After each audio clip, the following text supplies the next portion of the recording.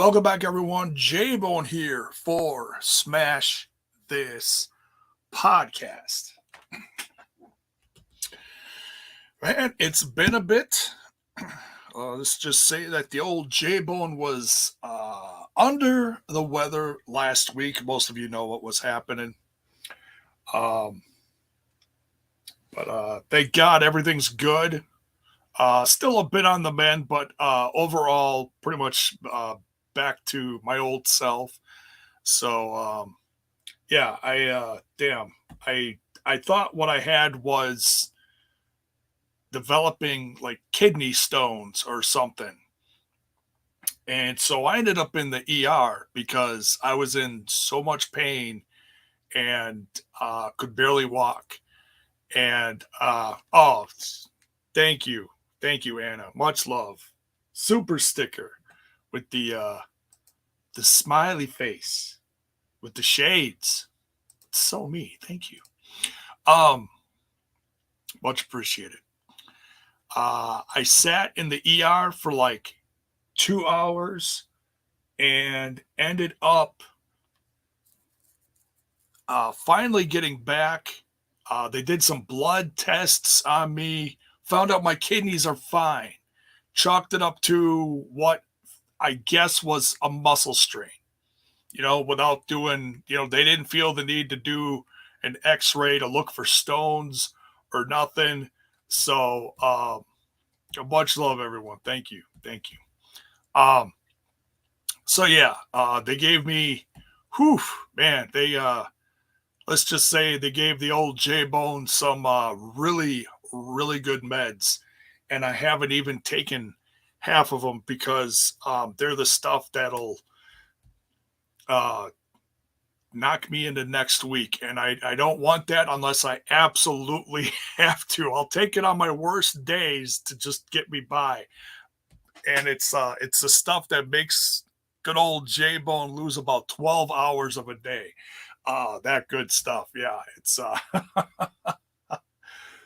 and knock your block off. But yeah, nonetheless, I'm back, feeling decent, and I'm excited. My daughter's coming over tomorrow. I haven't seen her in a bit. She's going through a bit of a change in life right now. And the old Papa Bone's just trying to be there for her. So we're probably going to do lunch or something. Tremendous news today on the home front here in Kassidy, JAYBONE.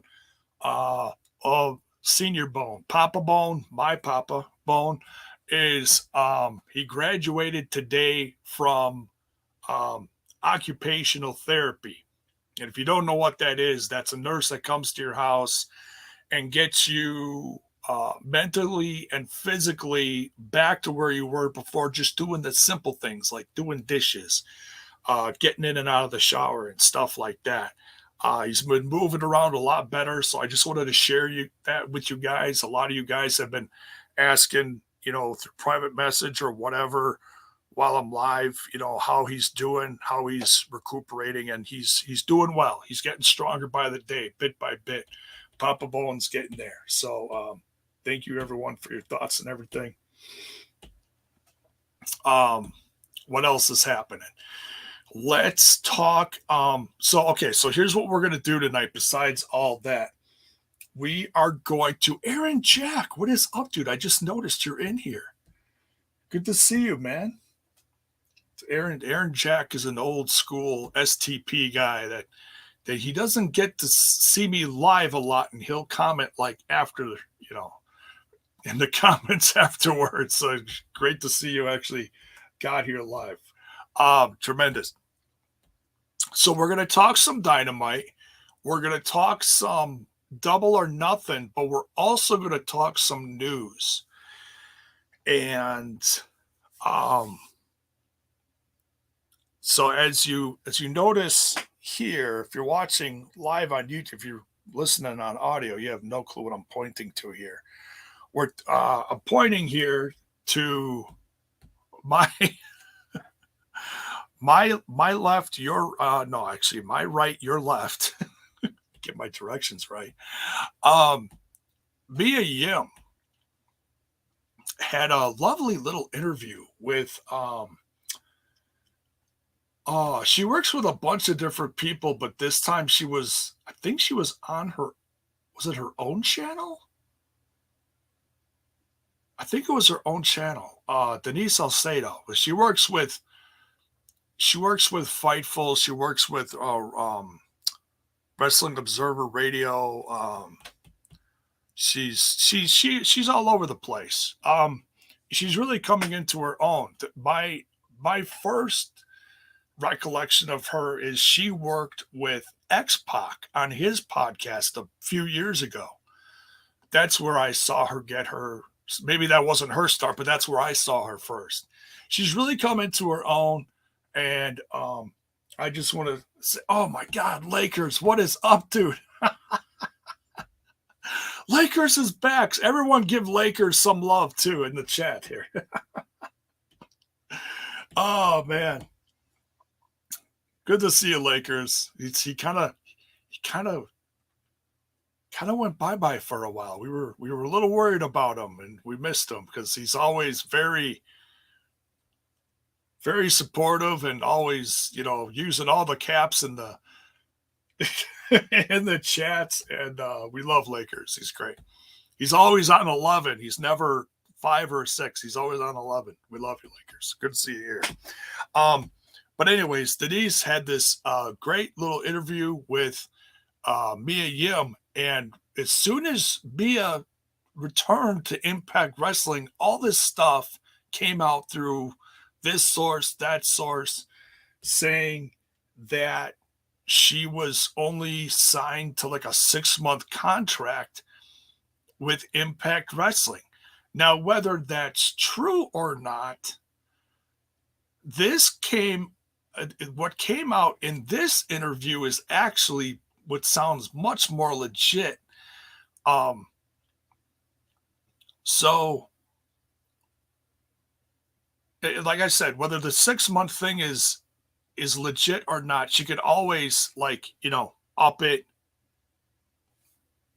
have it go longer. Maybe that's what she did at the time with Scott just coming back in because of her confidence level. And she spoke so highly that you hear about different women coming to the Knockouts division and saying how much they love the sisterhood of the Knockouts division. And like we as Impact fans always say, without a doubt, it is absolutely the best women's roster on the planet right now. Bell's boy, thank you. So with the super chat, much love. He says, Jericho is the wizard, LOL. And we got a super sticker. Oh man, Justin with excuse me. Super sticker. Thank you. It's a hype hippo. See, I can't see it on my StreamYard, so I have to look over at another tab or another screen to see exactly what it is. It's an excited hippo. It's hilarious. Thank you, everyone. Much love. Much love. Great way to start this show. And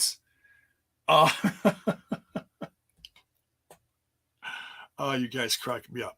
So she was talking about how, where was I? Yeah.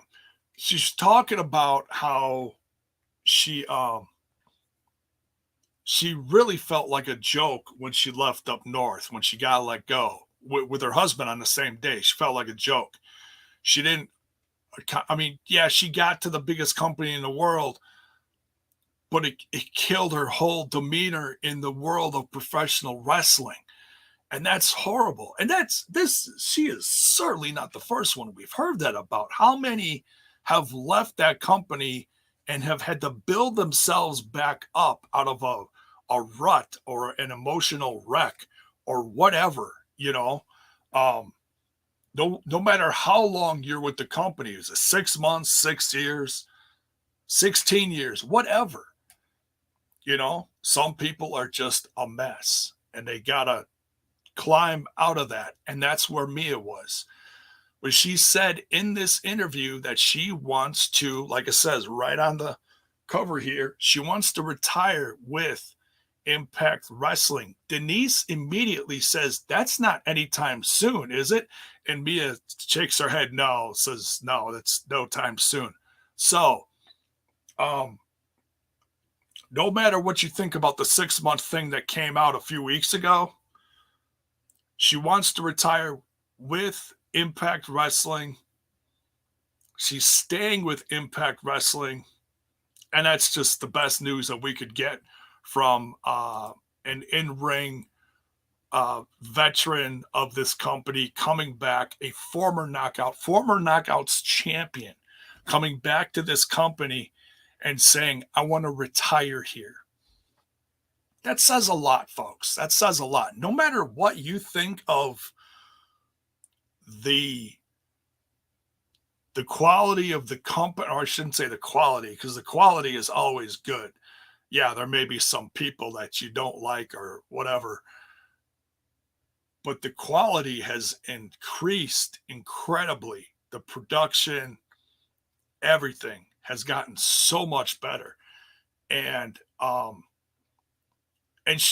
Mia even said she's always been in contact with Gail Kim, and I think that helped a lot. Gail Kim has really been a blessing to that Knockouts locker room. You know, she's really becoming kind of like the glue holding it all together, I think.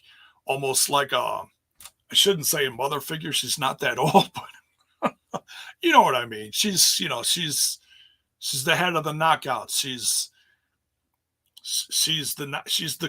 the coach to the Knockouts, what Scott is to everyone else. You know what I mean? So, yeah, Critical Sting here says, plenty of time to run back Mia / Rosemary. Now they had was it a Monsters Ball match? Was it the first Knockouts Monsters Ball match? I don't know if that's right or not. Correct me if I'm wrong.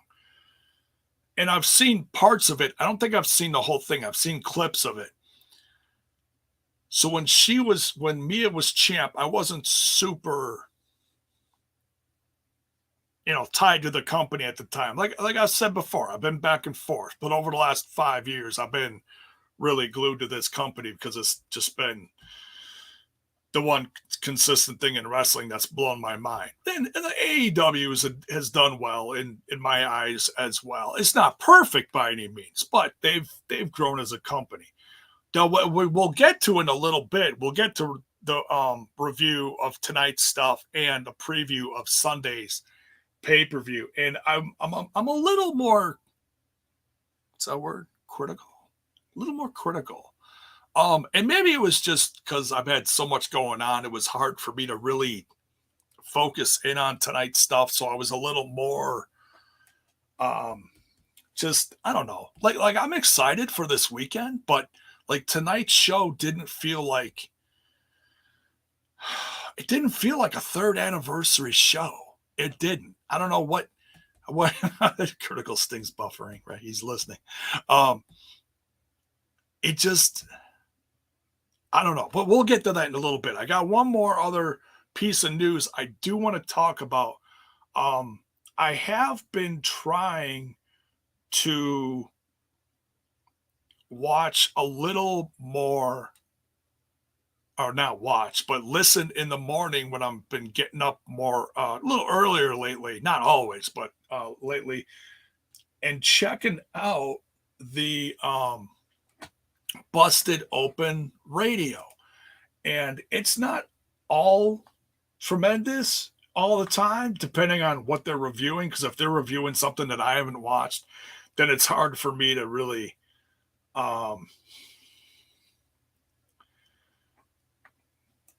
it's hard for me to really just, to listen to something that I got no weight on, that I'm not tied to. I'm not invested in. There's what I was trying to say. But they do have fun interviews, and they do have some fun guests on. So I've been trying to, like I said, at least twice to three times a week here and there. Sporadically, I'll listen to it on one of those free 3-month deals. So I got to keep track of when it's going to come up. I think it's like July or something is when it's up. So I got to make sure I cancel by then if I'm not going to pay for it. We'll see. Gotta love the free ones. Yeah.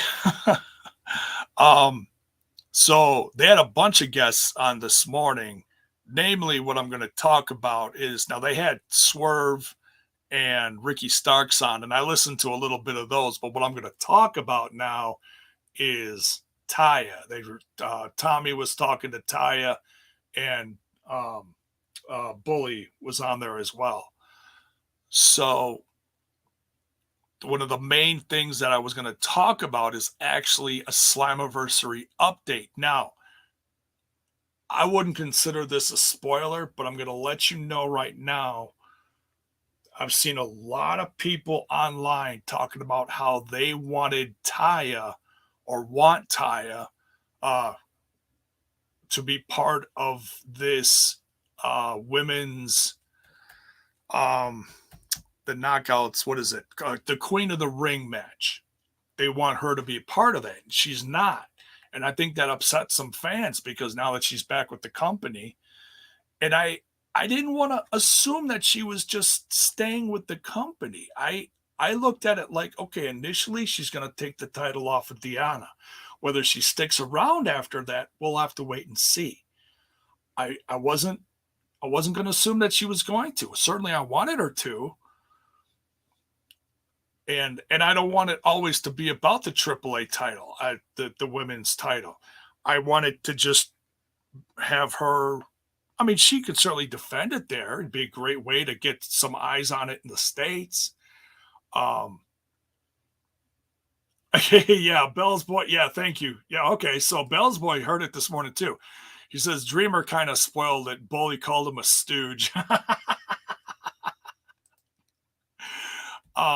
And so she says she hopes to become part of Slammiversary. I think she is going to absolutely have a match. What it's going to be, we're going to have to wait and see. So I don't think she's going to become part of the knockouts.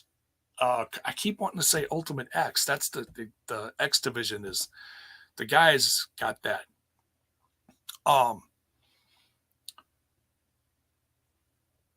The Queen of the Ring. And it's something that doesn't exactly fly off the tongue because, we're so used to saying King of the Ring over the last 20 years, or give or take a little. Queen of the Mountain. My bad. See, it's just King of the Mountain, Queen of the Mountain. Just say knockout of the hill. No, I'm kidding.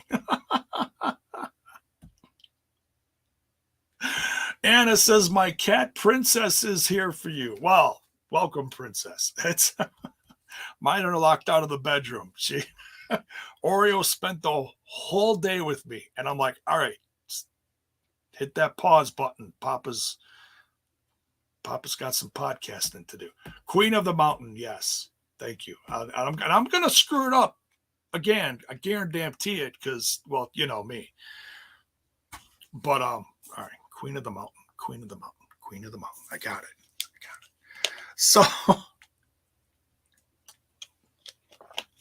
So we don't know yet because it hasn't, revealed itself from the tapings yet. It may happen this week. It may happen next week. We don't know.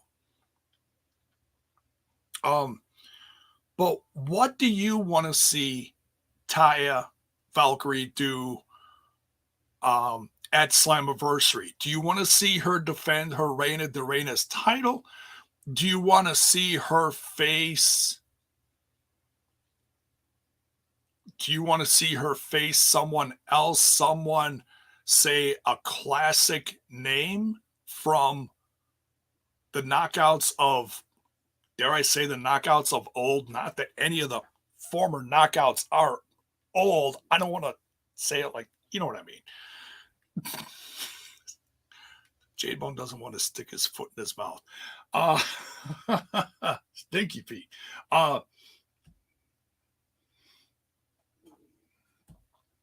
So yeah, who knows? You know, maybe she'll face someone like Angelina. I almost said it again. Damn it. Not Angelina Jolie. No, that's an actress. Angelina Love. Oh my God. It's just one of those nights, folks. It's so good to be back. Angelina Love. Bell's Boy here says, I nominate Trinity. That'd be interesting.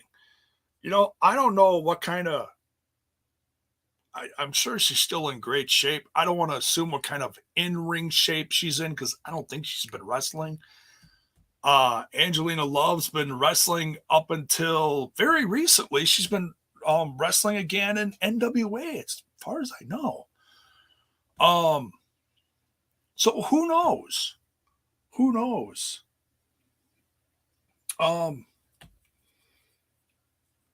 No, Sky's not wrestling anymore. She's retired. She's strictly on commentary. But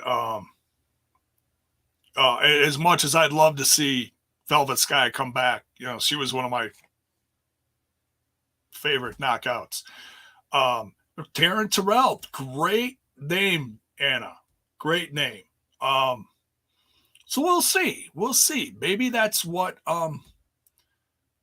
oh, okay. To Love Impact. There's some great names coming in here. Great names. Marty Bell says To Love Impact. She's also was it one half of the women's tag champs in NWA with what's her name? Allison. I haven't seen her in a while. Last time I saw her was in AAW in Chicago. Taryn Terrell. Yeah, but has Taryn Terrell wrestled or has she just been on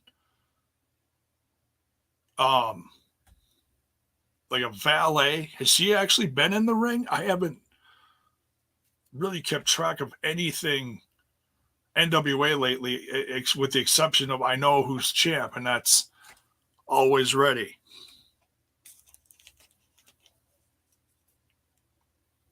Her partner.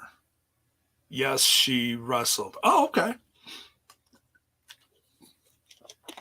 Interesting. I did see her in a promo, and she looks great, you know.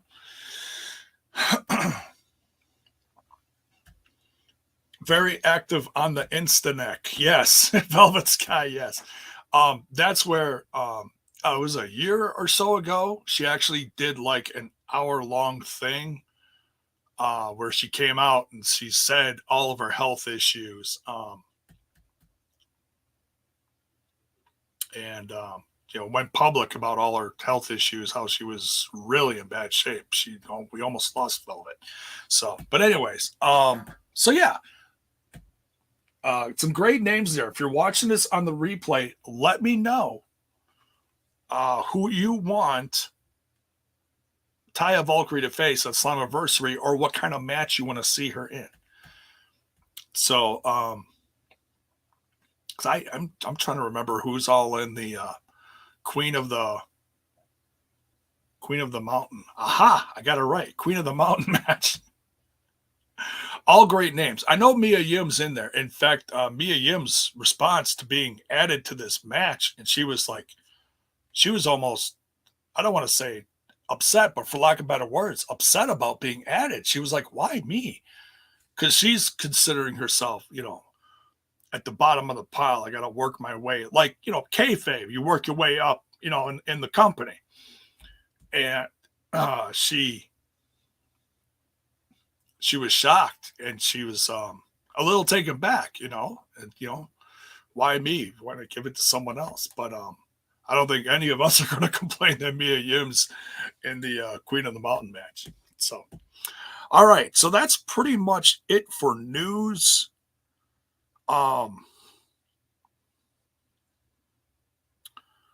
Let's jump into tonight's AEW. And then we'll do a quick preview of this weekend's Double or Nothing. And I'm actually thinking, excuse me, I'm actually thinking about going to see it in the movie theater because it's only 20-some bucks as opposed to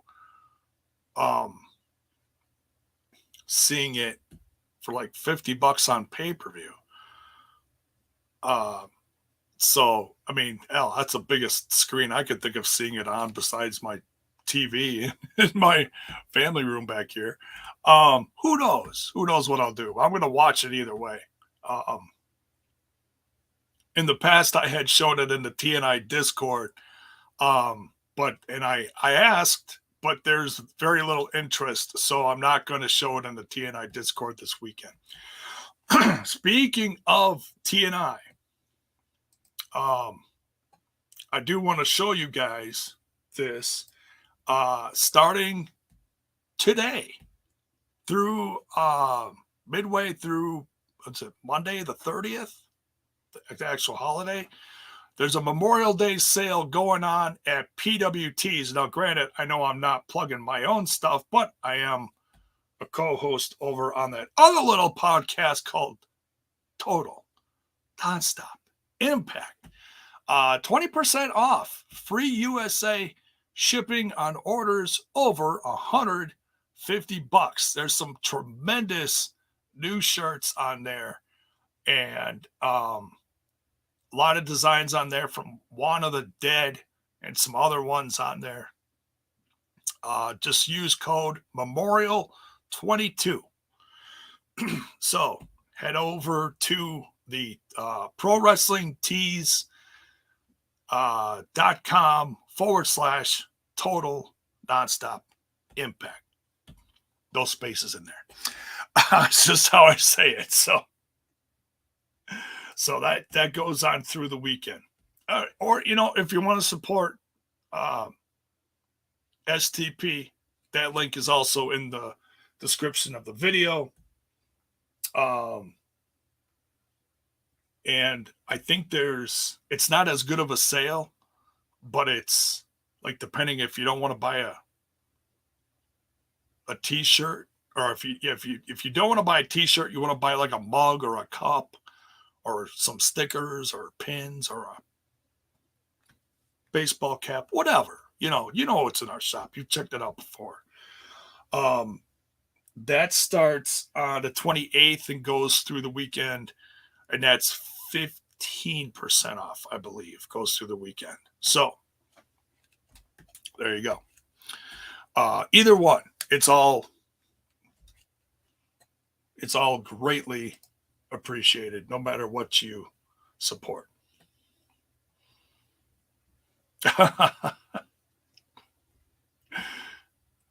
Some love for Mickey James in the chat there. There we go. All right.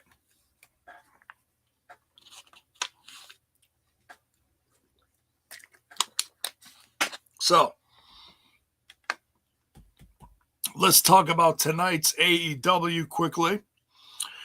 Let's see. This is season 4, episode 21.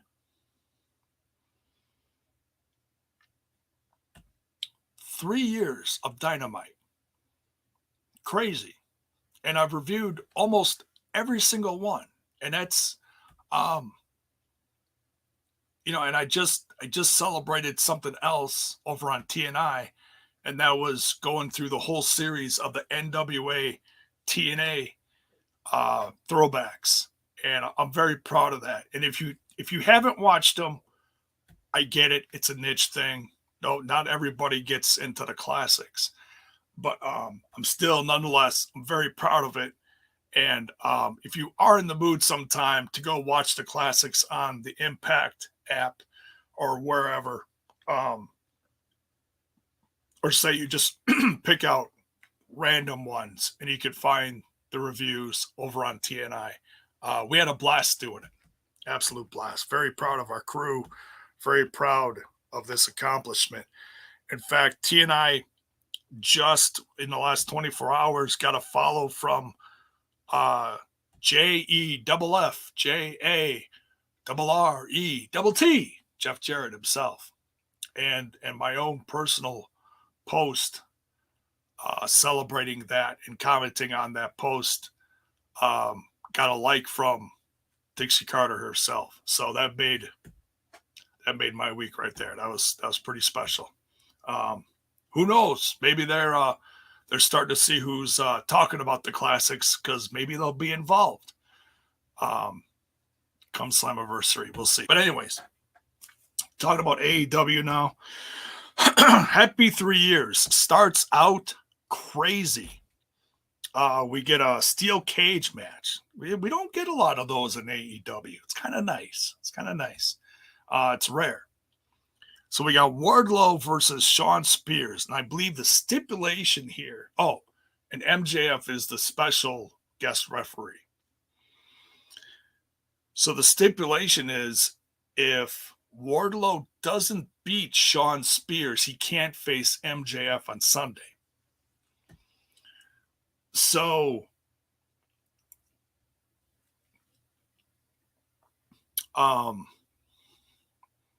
this was fun. I mean, there was the craziest part of this was Wardlow was handcuffed through it. MJF would not unhandcuff him. So he had to go through this match and get beat down from both these guys. And he couldn't retaliate against MJF, because if he got DQ'd, disqualified in this match, I didn't think there were disqualifications in a cage match. But anyways, if he got disqualified, if he lost the match one way or another, he wouldn't be able to face MJF on Sunday. So the odds are against him. Odds are certainly against him here. But this was fun. MJF ends up getting clocked, full blown.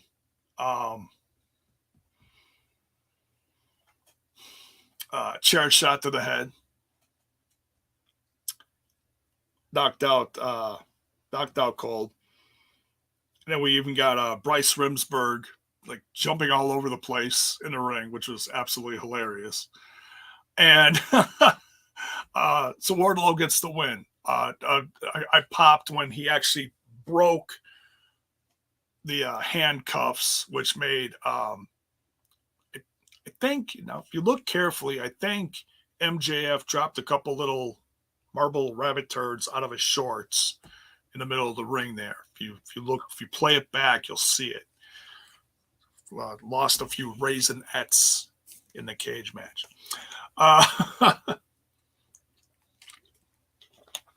Yes, and I thought that was absolutely hilarious too. MJF in the tight ref shirt and shorts. That was cute. He must be ready for summer or something. But yeah, so Wardlow does get the win here. He will face MJF on Sunday. Can't wait. Toni Schiavone in the ring with Adam Page and Punk. They're cutting promos on each other, back and forth. Paige is all fired up. Punk, staying very calm and cool, ends up getting clocked. I really would have preferred this to be at the end of the show. I understand you got to start out hot, but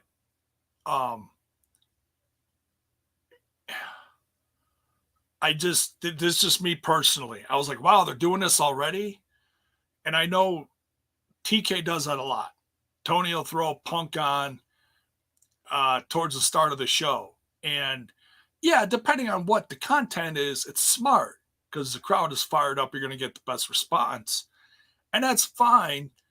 But I just felt like I wanted to see this. I wanted them to just touch on it throughout the show a few times. Little promo here, little promo there, and then the big face-to-face at the end of the show. it's been done a billion times, but that's what I was expecting. And when it was done at the start of the show after the cage match, it was like, oh my God, we had both these big things, and yeah, we got a bunch of matches to go. So my interest in those matches was like, I already saw what I wanted to see. So, but nonetheless, we're going to go through it. I'm not going to skip it. Jade Cargill and Anna Jay are going to face each other on Sunday for the TBS title. So they're cutting stuff on each other. I didn't exactly see why Anna Jay is facing Jade Cargill, but nonetheless, that's what we're getting. William Regal and Jericho are on commentary. We got Private Party versus Eddie Kingston. Now, I don't know why Daniel Bryan wasn't involved in this, but apparently he's selling the injury or he's wasn't ready, but I think he's wrestling on Rampage in a singles match. So whatever they're doing, I don't know. I'm not going to overthink it. It's wrestling. But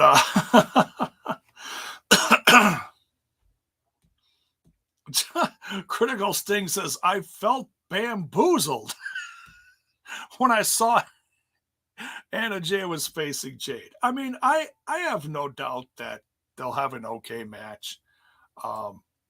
Yes, Lakers, Jade is an absolute badass. I don't know if I'd say she's one of my favorites, but the way they're building her, I dig it, So, yeah, Anna here says, okay, so I'm not the only one. Anna says it didn't feel like a go-home Dynamite. Yeah, and that's the thing here. You've got so much going on. You've got the Owen Hart Cup tournament semifinals. You've got, it's a 3-year anniversary of Dynamite being on television on Wednesday nights, and it's the go home for Double or Nothing this Sunday.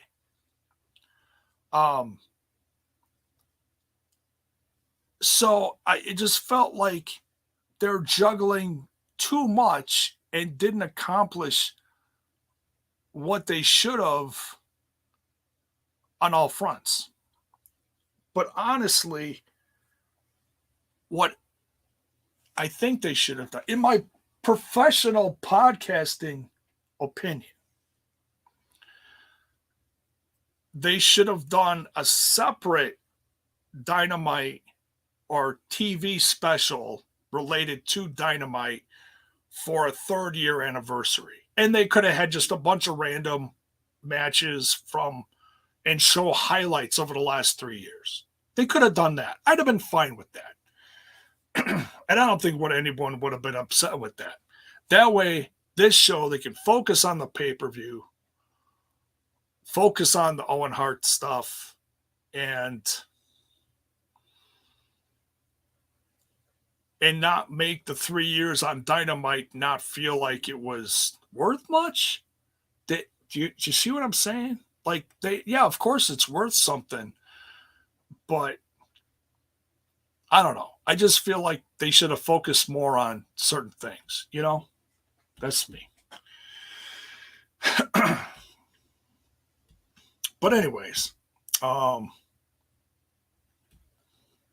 yeah, let me know what, am I crazy? I'm seeing some similar opinions in here. So I'm not completely crazy. So, but yeah, let me know what you thought in the chat or in the comments if you're watching this on watching the repeat. Moxley and Eddie Kingston beat Private Party. Great to see Private Party. I don't think they've been around much lately. I think, is it Marq or one of them's been dealing with injuries? Mark's had a rough last year, I think. I don't remember what they said was wrong with him, but Private Party hasn't been around much. So good to see them, but obviously Mox and Eddie Kingston, former tag team of those guys, now they're just kind of tagging together because it's about forces against Chris Jericho's Jericho Appreciation Society. So, but yeah, they're good here. And then, you know, everybody gets involved. All of Jericho's guys run down there. William Regal is smart here. He hangs on commentary. He's like, hey, I got involved last time. I'm hanging back this time. I'm not jumping in there. Well, he knocked out Jericho last week. That was impressive. One punch. Still got it. Still got it, daddy. All right. So those guys are going to face off as the Jericho Appreciation Society. And then 1/3 of Regal's faction is over in Japan. So they had to combine a couple different factions to face Jericho's crew. We'll get into that, who's involved in that later. And then this one, like, I like misheard them. I thought they said the AEW tag team titles were on the line, and I'm like, wait a minute. I thought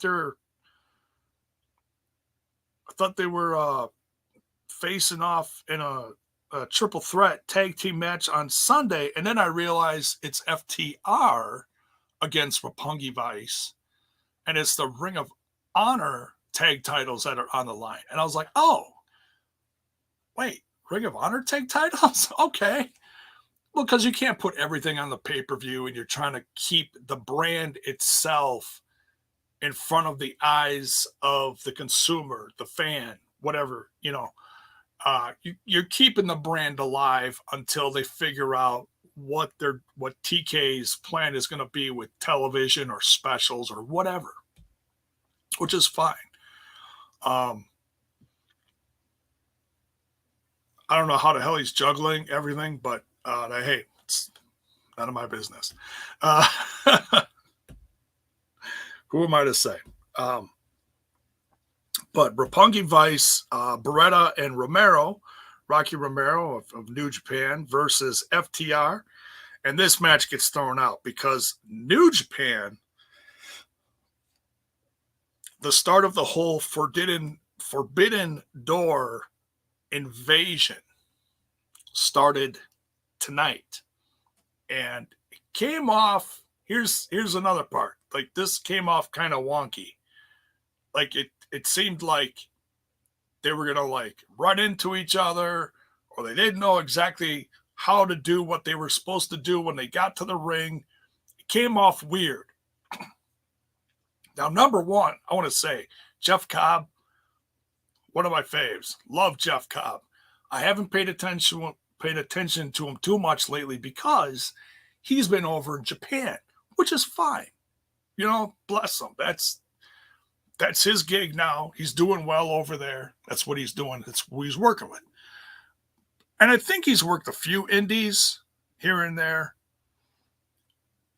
But he's with this guy, Great Okana. I'm not familiar with this guy at all, but apparently they're a part of the same stable. So they invaded, and yes, Slowpoke. Good evening. Jeff Cobb is a thick boy. Of course, always will be one of my favorites from that series, Lucha Underground. Played the monster Queto in there. Good stuff. So, Anna says Cobb was on the New Japan last Thursday. Oh, is that the one that was in somewhere in the Northeast? Was it Philly? The 2300 Arena, I think. I think Bill was at that one too, if that's what I'm thinking of. I think MLW had a show there too, so there's been a lot of stuff there lately. I forget. But anyways, so yeah, that invasion started, and I'd have to go back and actually watch how, apparently Courtney knows who this guy is. Great O'Con. She's all excited. big fireball emojis and everything. So we'll see. You know, if that's what that's going to end up being, is they're going to have the Ring of Honor tag team titles versus Great Khan and Jeff Cobb at the Forbidden Door. All right. I'm sure it's going to be a great tag match. Like I said, I don't know nothing about Khan and Cobb actually being together or how well they work together, but well, nonetheless, we'll see. Oh, I do want to mention that Caprice Coleman was on commentary. It was great to hear him. So, no Ian Riccaboni. So that was kind of interesting. But great to see Coleman as a part of this. So maybe they're going to put Coleman and Riccaboni back together on a Ring of Honor show in the future. I don't know. We'll see. Hardy's cut a promo on the Young Bucks. I got to say, that is one of the things that I am most looking forward to. Yes, I know it's happened before, but damn, it's been several years since it happened. And you know what? I don't think I saw the last match that they went against each other. I think it was Ring of Honor. It was Young Bucks versus Matt Hardy and Jeff Hardy before they went back to the WWE. Was that 5 years ago? Hard to think of that being 4 or 5 years ago, but I think it was. Crazy stuff. Jungle Boy versus Swerve versus Ricky Starks. This was fun. Trying to see who's going to get the advantage going into the pay-per-view this weekend. So you got one from each of the three tag teams facing off. So you got the three smaller guys, and this ended up with a big brawl at the end, and the three larger guys were all facing off in the ring at the end of all this, which was Luchasaurus, Keith Lee, and Hobbs. But Swerve won this one. And, you know, this could have went anywhere. This could have been Jungle Boy going in with the advantage. Could have been Ricky Starks. They're all very talented guys. This was a lot of fun. Honestly, for me personally, this is probably the highlight of the whole show, was this three-way. I know it's three-ways are not very popular, but this triple threat was amazing. I can't wait till this tag team match with these three teams going at it this Sunday. Critical Sting here. The renewal of the Expedition of Gold. Yes. Good stuff. Good stuff. Tony Schiavone out there on the stage talking with Thunder Rosa. And someone in production cut her off, but she paused too long. So I'll put that on not just one person, but that's because Thunder Rosa looked like she kind of froze with her mouth open. Like she had a thought. She didn't know how to spit it out. She's good on the mic. She's good. She's not tremendous, but she's good. She's fired up. You know, she usually throws everything at you at 100 miles an hour. Bell's Boy says it was March 31st, 2017. Wow. Yeah, 5 years ago. Crazy. Wow. Something. Super Card of Honor. The next night, the Hardys returned to WrestleMania for the Four Corners tag match with Morrissey and Enzo and the Good Brothers. Enzo and the Good Brothers. And where's the New Day part of that? Oh, no, they announced the Hardys. They weren't a part of it. And, Sheamus and Cesaro were in that too, I think. But yeah, that was insane. That was a lot of fun.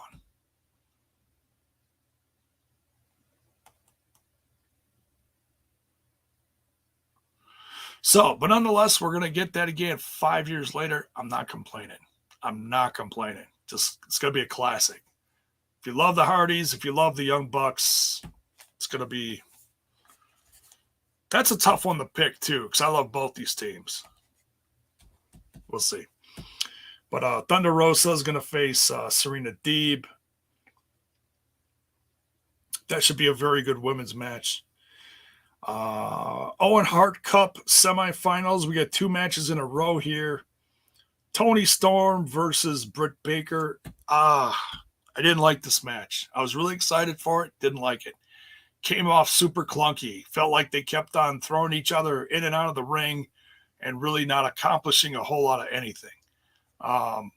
Just felt messy. Felt slow. Let me know what you thought of this too, because I mean, am I the only one I felt like this? It just felt like neither one of these women had any chemistry with the other.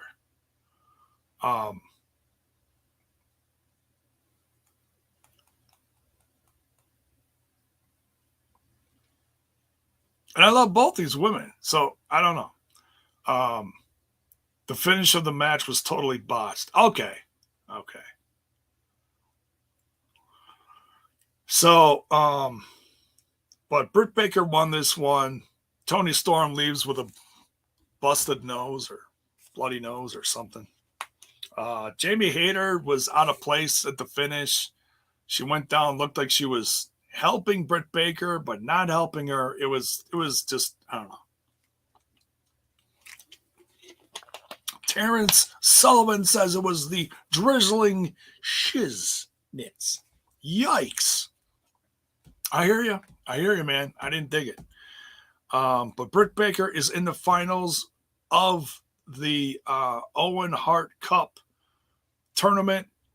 We're going to find out whether she's facing Ruby Soho or Chris Statlander. They're going to face each other on Friday, so we'll find that out then.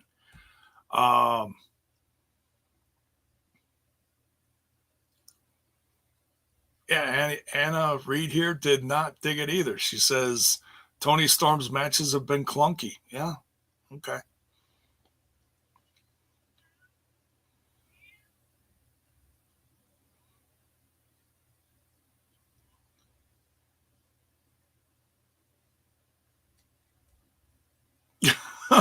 Critical Sting says, I now have a morbid curiosity in seeing this match, oddly. Yeah, I mean, sometimes it felt like it was going to get going, and then they were, like I said, this whole in and out of the ring 1,000 times really threw it off. Like, what are you doing? You're trying to break the count. You're trying to keep it going. What's going on? I don't know. Nonetheless, like I said, Britt Baker, D.M.D wins. We'll see who she's facing in the finals Friday night on Rampage. The men's end of the Owen Hart Cup semifinals. We're going to see who faces Adam Cole, baby, at the pay-per-view. We've got Samoa Joe versus Kyle O'Reilly. Now, this one is so by the end of the episode, I was just really not invested in any of this anymore. So I was just kind of like tweeting out some stuff, and it takes me forever to tweet stuff anyways because I'm all thumbs when it comes to social media unless I'm sitting at my computer. Samoa Joe won this, and then Adam Cole hit the stage at the end like, yeah, you're facing me, you big bitch. And it just look, and I love Samoa Joe and I love Kyle O'Reilly, but like I said, this was the end of the show, and by the time all the stuff that I wanted to see happened, I really didn't care who won this one. Maybe I'll go back and watch it because I can guarantee you it was better than the women's, from what I do remember seeing of it. But yeah, so we're getting Samoa Joe versus Adam Cole, baby, on Sunday. So decent episode. It was fun, but for what it wanted to accomplish, I really felt like it didn't hit all the marks, you know, because it was supposed to be a go home. It was supposed to be a 3rd anniversary, and there should have been what felt like maybe a little more hype behind the tournament matches, and you can't do all 3 in a 2-hour show. You just can't. Not that I wanted it to be longer either, because by the end of all this, like, the wrestling is okay usually. Most of it was good tonight. Some of it was wonky. I already covered that. So, but nonetheless, all right. So let's run down the card for this weekend. All right. So we've got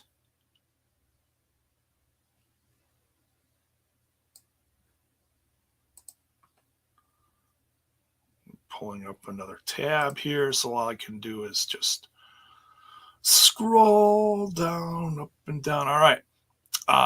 Vegas, Nevada, this Sunday, baby. We've got the finals of the Owen Hart Foundation men's tournament final match. Adam Cole versus, what we found out tonight, is Samoa Joe. I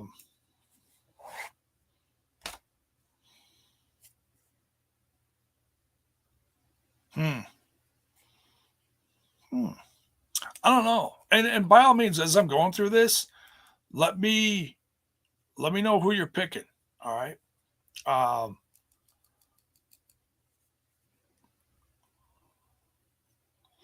I'm gonna pick Adam Cole just because I think there's way too many odds against Samoa Joe here between people associated with Adam Cole and other stuff that Samoa Joe's going against lately, like Jay Lethal and that whole crew, or I should say Sanjay Dutt and that whole crew, and that big 7.5 footer. Or maybe we're supposed to believe that Samoa Joe's going to rise above all that. I don't know. But I'm going to go with Adam Cole.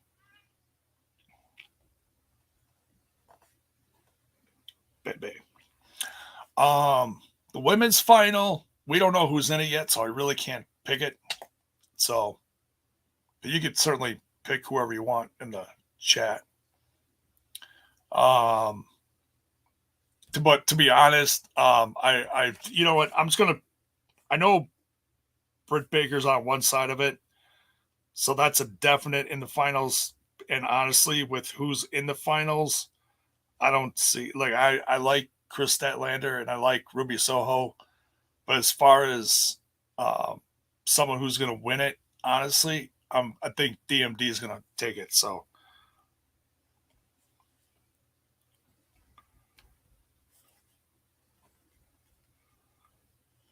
Picking Britt Baker.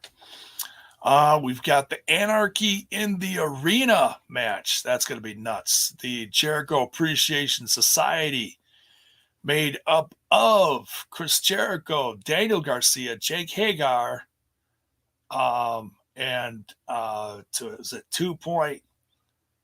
What the hell is the tag team's name? Is it 2.0 or something? I forget what they call themselves. I'm not super familiar with these guys, but I am fans of them. Then they renamed themselves. But nonetheless, the JAS versus the Blackpool Combat Club, consisting of Bryan Danielson, hopefully he's 100%, and Jon Moxley, and Eddie Kingston with Santana and Ortiz. I feel like Jericho needs a win here. I mean, the Blackpool Combat Club's been winning like everything lately, and I just feel like Jericho's. Yeah, see Oreo. If you hear her in the background, she obviously wants Jericho to win too.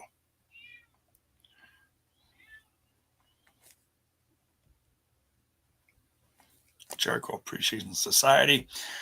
6-man tag team match. Death. Oh, totally didn't know about this one. I know they announced it during the show, but they breezed over them so fast. Totally forgot this was happening. Death Triangle. So you got Pac, Penta Oscuro, Pentagon Jr., as I'll always call him. Rey Fenix versus the House of Black. Excuse me. Brody King, Buddy Matthews, led by Malachi Black himself. I gotta go House of Black here.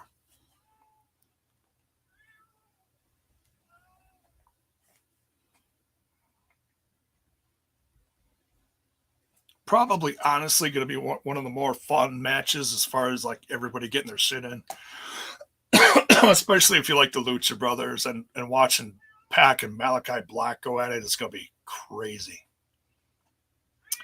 TBS title, Jade Cargill defending against Anna Jay. I think we got to go with Jade here.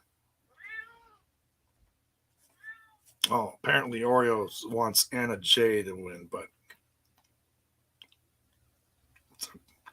it's okay, Oreo. You can say whatever you want. All right. Tag team match. The Hardys. Jeff and Matt Hardy against the Young Bucks. Matt and Nick Jackson. Oh, man. This is tough. This is really tough. And honestly, the build for this has been all on BTE. So if you don't watch BTE, I've missed a few here and there, but I try to make that part of my Mondays somewhere in there. Usually hits my YouTube at noon, 11 or noon, whatever it is.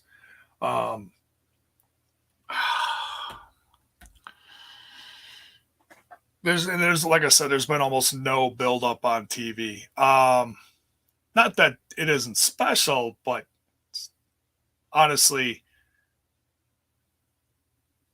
it just doesn't feel like it's worth anything on this pay-per-view. But it also depends on like what you're really paying attention to too. So who's your favorite? I gotta go with Young Bucks. I love the Hardys, and I know they're trying to cement their legacy and all that, but I gotta go with the Young Bucks.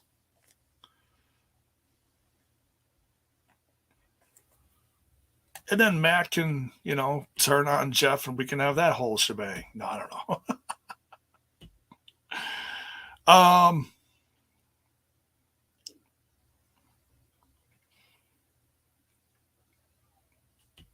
But honestly, I mean, and it's not like I'm going to be upset if the Hardys win. I'm more vested in the Young Bucks right now. They've always been a favorite of mine on this brand.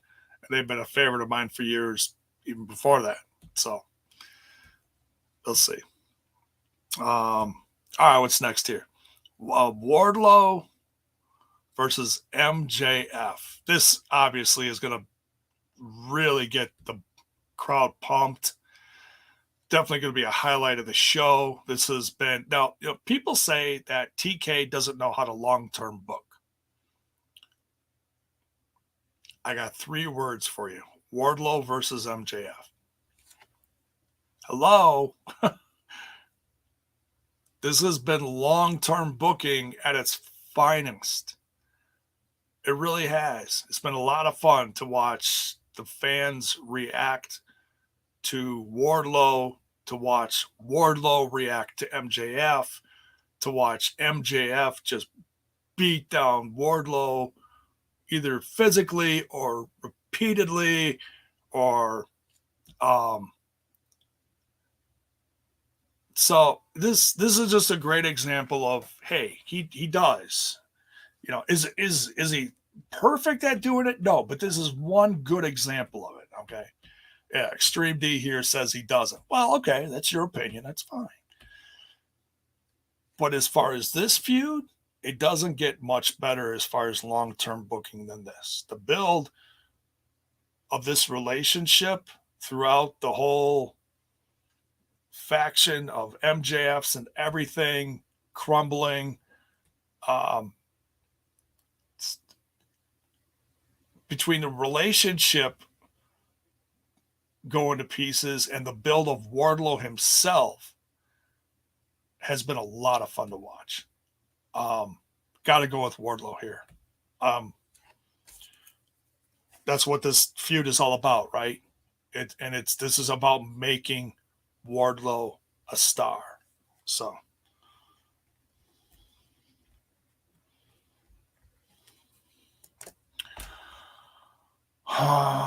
we got next year AEW World Tag Team Titles 3-way match, a triple threat, if you will. Jurassic Express, Jungle Boy, and Luchasaurus defending against Keith Lee with Swerve, Strickland versus Team Taz, Powerhouse Hobbs, and Ricky Starks. Swerve got the win tonight, which means Keith Lee and Swerve are now winning on Sunday. In theory, it's usually what it means.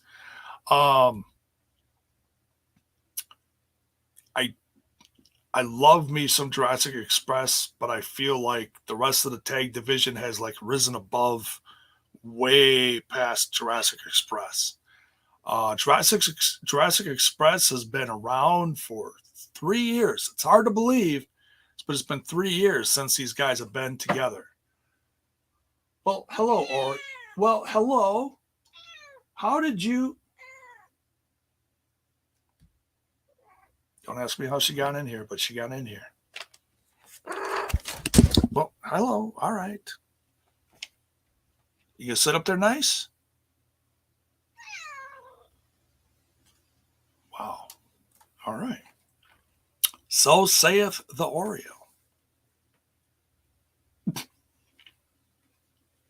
It's like she was just speaking right into the mic.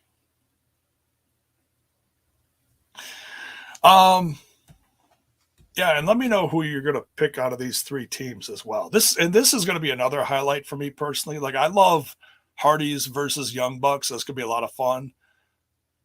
But you've got some real diverse tag team wrestling as far as, you got some big guy wrestling here because you got Luchasaurus, you got Keith Lee, and you got a Powerhouse Hobbs. And then you got some more, we'll just say Lucha style or X Division style guys like Swerve, Jungle Boy, Ricky Starks. So very excited for this one. This should be a lot of fun. Honestly, I'm going to go with, I'm not going with Jurassic Express. As much as I love him and I want to see him retain, I feel like there's a bigger picture here. Something's going to happen between Christian and Jungle Boy.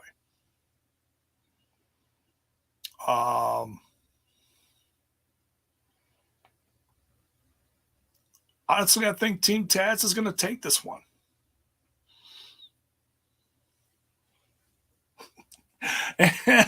Anna says, you talk to Oreo like I talk to my cats. I think all cat owners talk like this. They just maybe won't admit it. It's like you can have a full-blown conversation. It makes you sound a little crazier, of course, but it is what it is. We love our pets, right? We're all a little kooky for doing what we do with our pets. What are you going to do?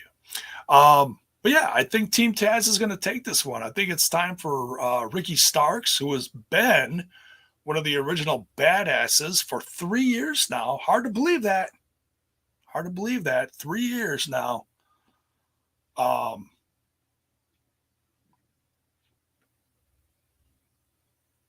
shortly after that. It was shortly, maybe just less than 3 years.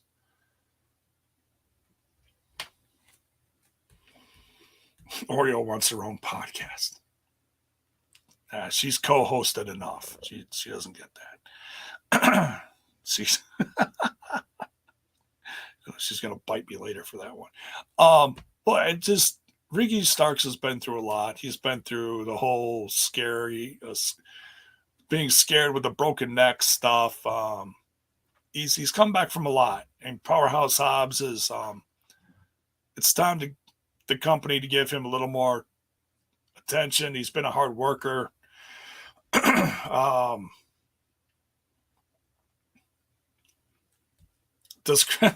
Lakers says, does Christian Cage still wrestle? Yeah, he still wrestles. Just he's been more of a mouthpiece for Jurassic Express, more of a manager figure. But he still wrestles, yeah. He hasn't wrestled much since he lost the Impact title. But he does here and there. So, but yeah, I'm going to go for Team Taz.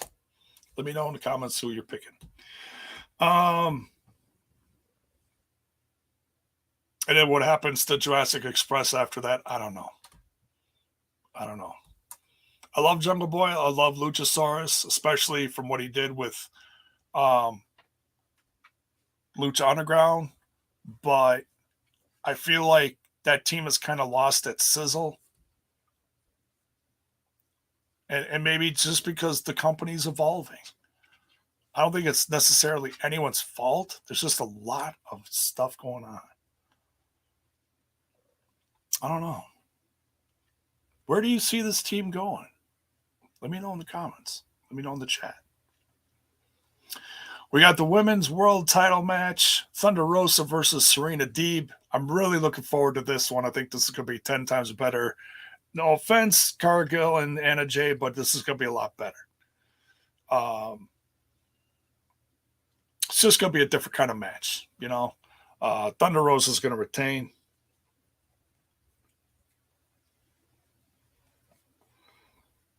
Yes, Oreo, we're almost done.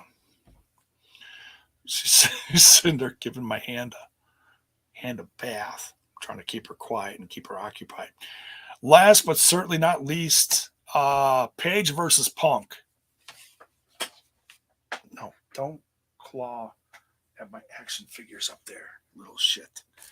I'm going with Punk. Look, I love Paige. He's been a great champ. But you guys know how much I love CM Punk. This is a chance for him to really get back on top of the mountain. They're like, I'm not the queen of the mountain. This is different. We're going back to that now, right? But I gotta go with Punk. He's been one of my favorites for well over a decade now, almost 20 years.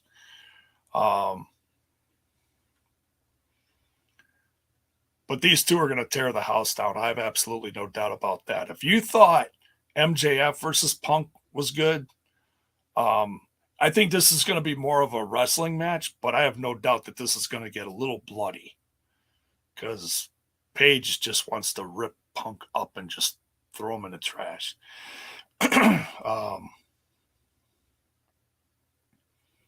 Bell's voice says Punk wins the title and Paige will disappear for a while to emerge at All Out. You got to remember, you know what? That makes sense, Bell's boy. He's a new dad. He had his baby and he became champ and he's been on TV almost every single week. Give him some time with his baby. You know, Punk can be champ for the next 6+ months until Kenny Omega's ready to come back. Because I think that's a dream match, a lot of them. Anna says, JAYBONE, I tagged you on the Twitter box. Thank you. I'll check it out when I'm done here. Thank you.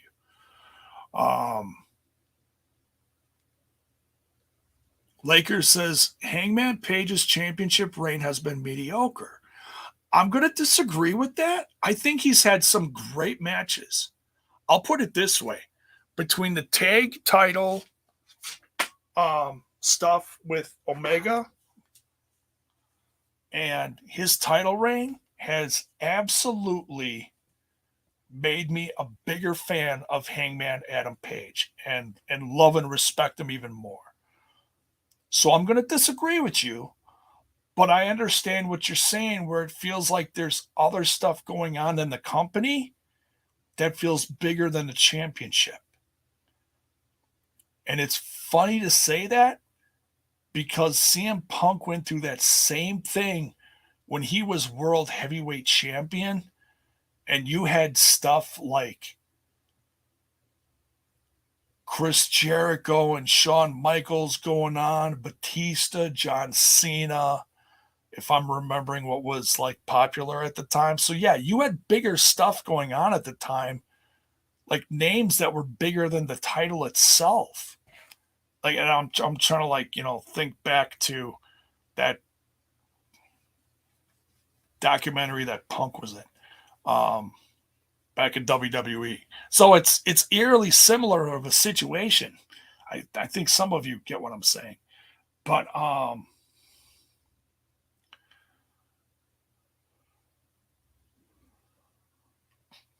Terrence Sullivan asks an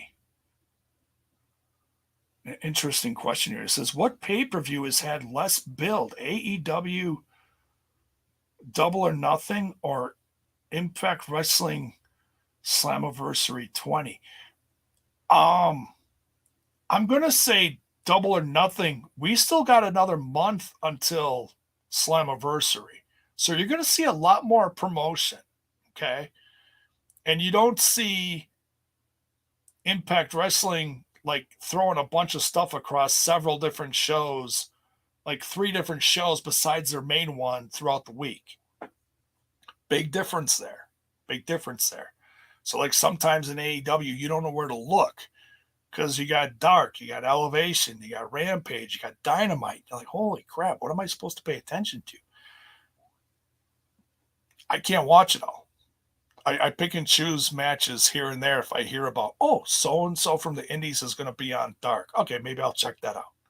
I never watch like the whole thing. I used to. I tried. I can't. I just don't have the time. I don't have the mental capacity to. Can't do it. So that's it. That's it. But I understand, you know,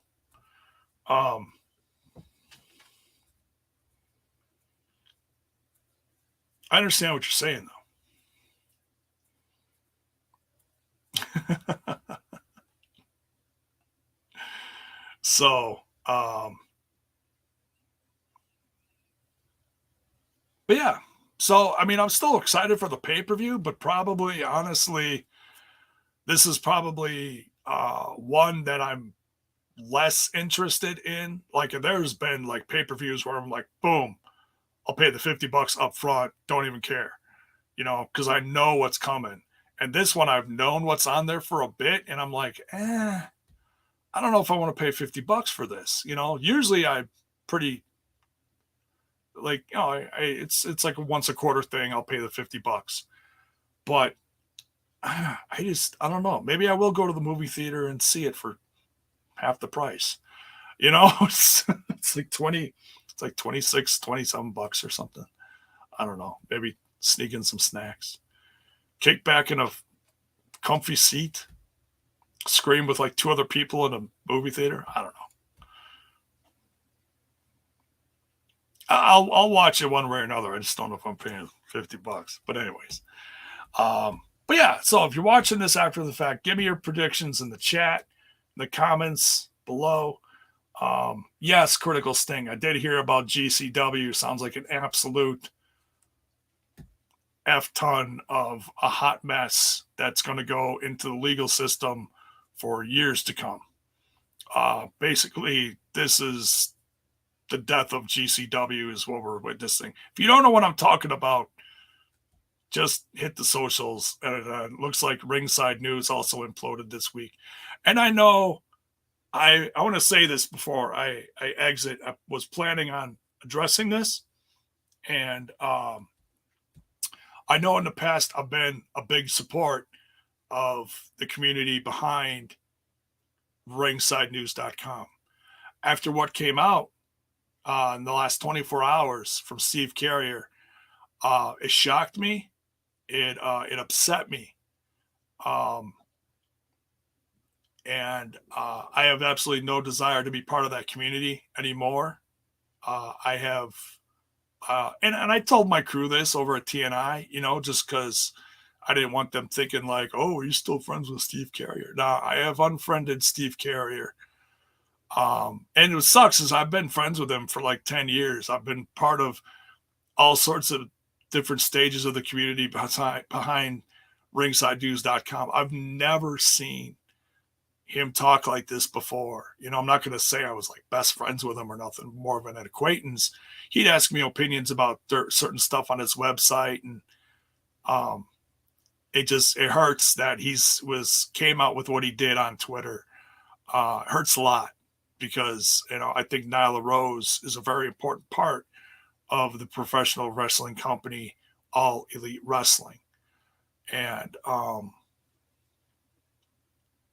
so yeah, I will not support ringsidenews.com anymore, period. End of subject. So love you too, Terrence. Much love. Yeah, rest in peace, GCW. Somebody's going to jail.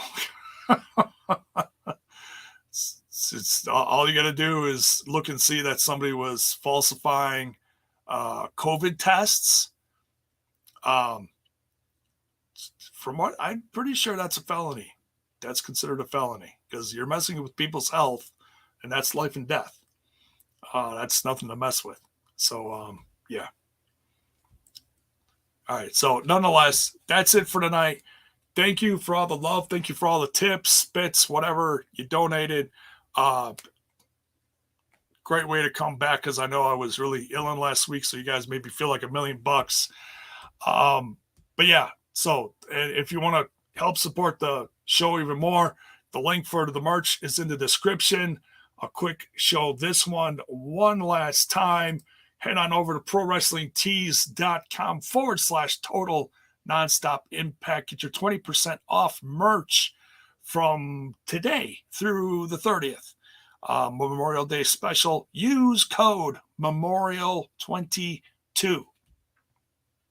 Some great designs in there. And speaking of new designs, I'm not going to show it off here, but I'm working on a new one that will be launched hopefully within the next week or so through my own personal spread shop that I'm doing, like wrestling, rock and wrestling related parody designs. We'll just say it has to do with the Briscoes. So watch for that real soon. Hopefully it'll get approved. It's not some of them get approved like real quick, but some of these others take a bit. So we'll see. But yeah, that's it for this one. Much love, everyone. We'll see you tomorrow night over on that other little podcast called Total Nonstop Impact. Impact Talk for Impact fans.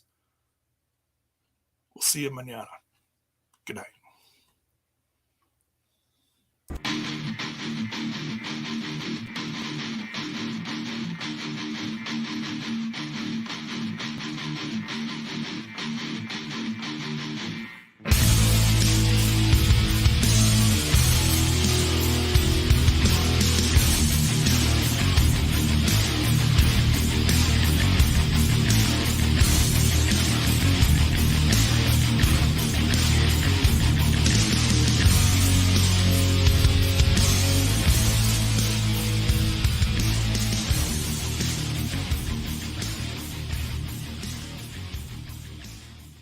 This is sick.